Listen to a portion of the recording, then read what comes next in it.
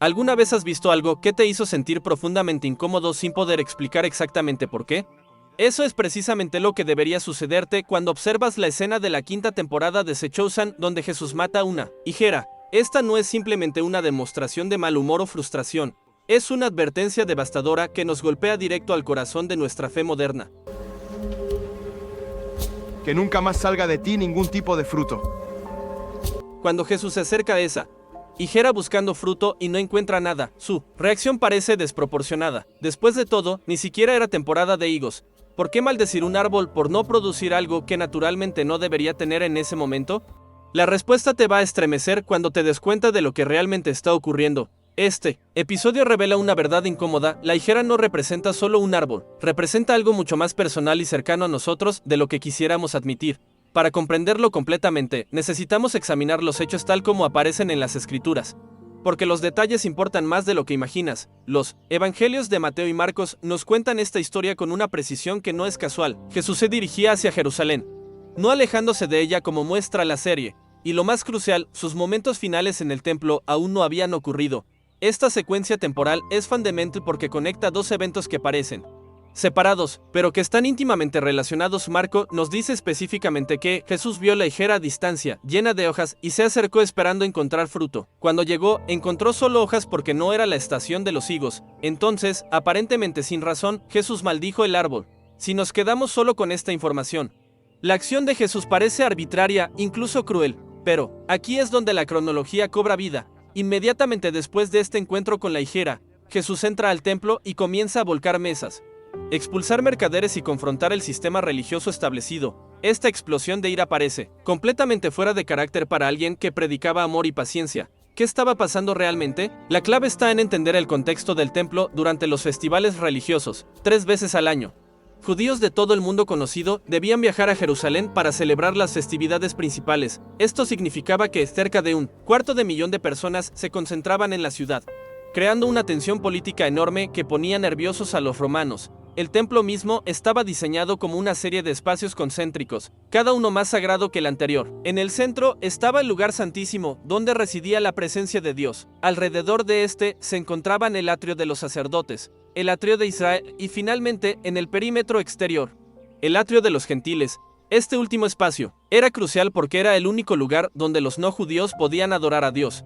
Era su única oportunidad de acercarse al creador del universo. Pero durante las festividades, este espacio sagrado se convertía en un mercado bullicioso donde se vendían animales para sacrificio, se cambiaba dinero y se realizaban transacciones comerciales.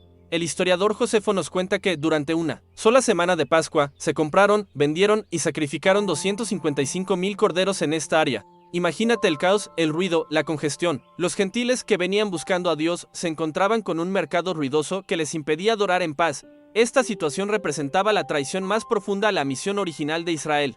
Desde el pacto con Abraham, Dios había prometido: por medio de ti bendeciré a todas las naciones. Isaías había profetizado: te haré luz para las naciones, para que lleves mi salvación hasta los confines de la tierra. El pueblo de Israel existía para ser una luz que guiara a todas las naciones hacia Dios.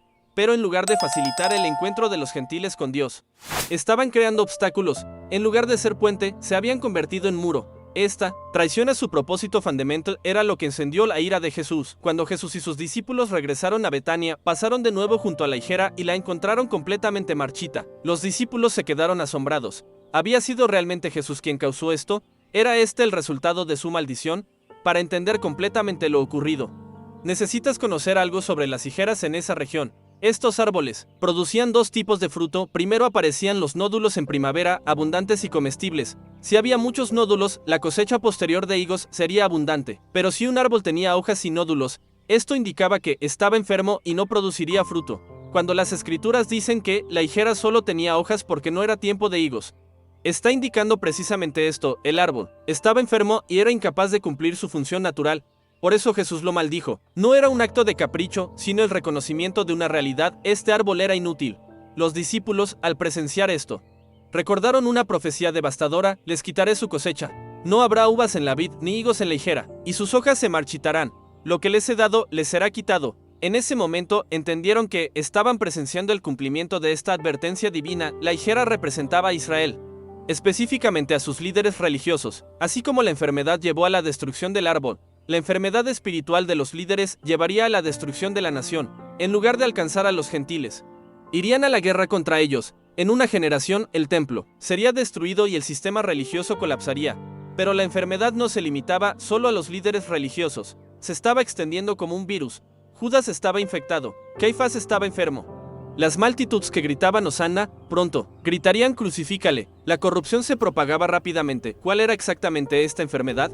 No era simplemente la incredulidad en Jesús. Era algo más profundo y más peligroso. Habían olvidado por completo su razón de existir. No era solo que no estuvieran produciendo fruto, habían olvidado que su propósito era precisamente producir fruto. Esta realización nos lleva a una pregunta incómoda. ¿No somos nosotros, los cristianos modernos, exactamente iguales? ¿No hemos olvidado también por qué estamos aquí? Nos concentramos tanto en ir a la iglesia que olvidamos que nosotros somos la iglesia. Deberíamos ser el reflejo de Jesús donde quiera que vayamos. Las últimas palabras de Jesús fueron claras: vayan y hagan discípulos. Pero seamos honestos, ¿cuántos de nosotros podemos recordarla última vez que realmente hicimos un discípulo? Hemos transferido esta responsabilidad a nuestros pastores y líderes religiosos, olvidando cómo comenzó todo esto. La verdad es que fuiste creado para ser discípulos. No existe manera de que Jesús te haya ordenado hacer algo que no puedas lograr.